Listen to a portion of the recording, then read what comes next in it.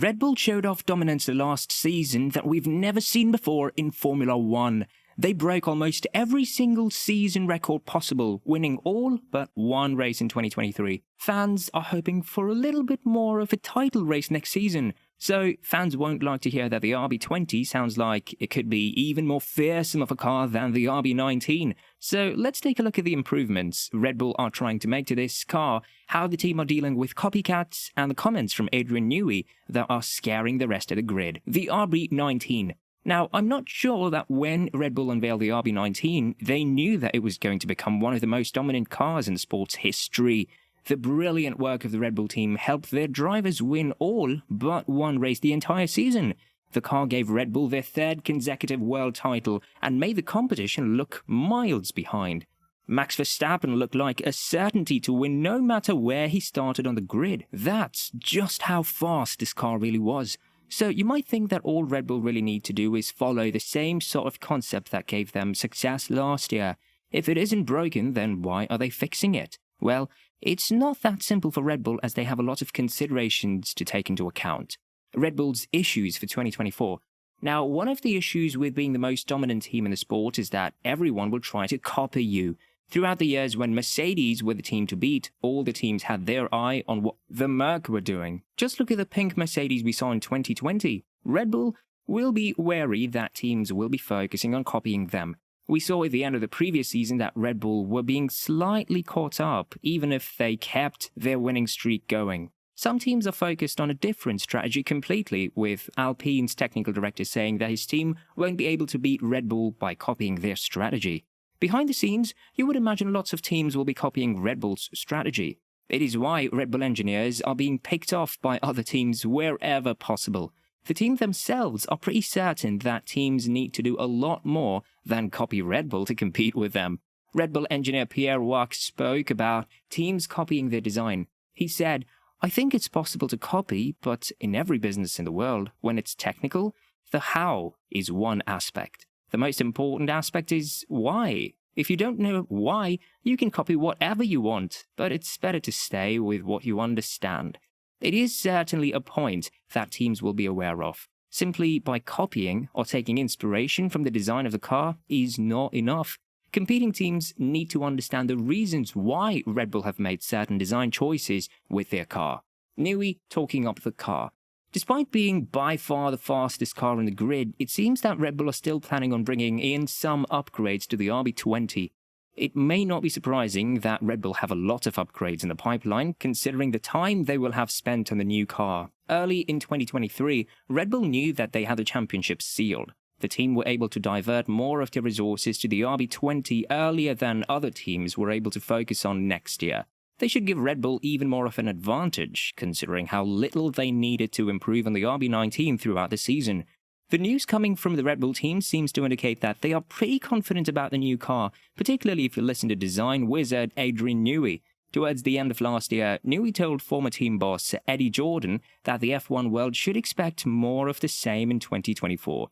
Jordan said, "I was at a function the other night with Adrian Newey. We're cyclists. We cycle a lot together in Cape Town. And Adrian tells me that he feels that the evolution of what they've got at the moment is going to be so difficult for anyone to catch up with." Newey was a little bit more cautious in his comments on Red Bull's own podcast. He added, "It is very much a third evolution of the 2022 car. Now, what we don't know is will the third evolution be too conservative, while others have done something different? We just don't know." Red Bull's chief technical officer added, "It is difficult, and there is that kind of, should we have a group that goes out and looks at left field ideas, or do we keep developing the route we've taken? We're resource limited, so we can't do everything. We can't look at every avenue, so we've taken the approach of developing what we've got." Newey sounds quietly confident, but what we're hearing from Christian Horner is that the team is slightly a bit more concerned about the rest of the grid. Christian Horner's comments. When Horner was asked about how he felt 2024 would go, he said, "I'm fully expecting with stable regulations, there'll be diminishing returns for us because I think we got to the top of the curve quicker than others." Horner explained the situation pretty simply, saying, "The field is going to converge. For us, it's difficult to know who that will be. Will it be McLaren? Will it be Ferrari? Will it be Mercedes? It keeps moving around behind us, but that's what we're fully expecting going into this year. Red Bull's team boss further added fuel to the rumors that more and more teams will follow the Red Bull design philosophy. Horner said, "I'm convinced that you'll see a lot more cars that look like the RB19 philosophy going into next year. If you stand still in this business, you tend to be going backwards. I think we have got up that curve quicker than others, but we're into a law of diminishing returns." The benefits of no rule changes. One of the reasons that you're going to see a lot of teams follow a similar design to the RB19 is because 2024 brings very few technical changes to the regulations. The regulations will be incredibly close to 2023, and so you would expect Red Bull to once again be the dominant team in Formula One. The lack of regulation changes mean that Red Bull can build on the advantages that they had in 2023. The dominant aerodynamic design that Red Bull had can be built on. While Red Bull were the dominant team last year, there are still some areas of the car that can be improved. For one thing, the RB19 was slightly difficult around slow-speed corners. The team need to find a way to improve in this area without affecting the medium and fast-paced corners. However, the lack of changes should make it much easier for Red Bull to maintain their advantage over the competition. Red Bull had, by far, the best engine in 2023. The engine freeze that is currently in place is really going to benefit the team, as they should once again have the fastest engine in 2024. So maybe the regulations staying the same could be a good thing for Red Bull. Now, the downside of maintaining regulations.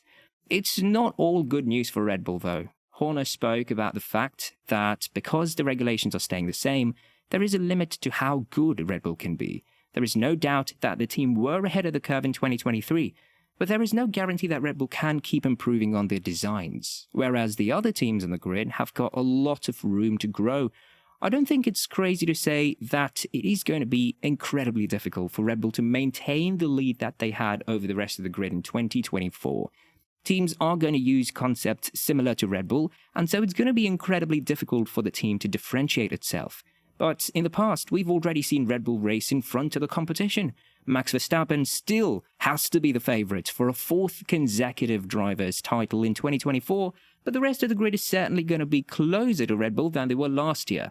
So what do you think about Red Bull's chances to dominate in 2024? Why not put your thoughts in the comments down below, and while you're down there, hit that like button and subscribe. Thank you for watching, and we'll see you next time.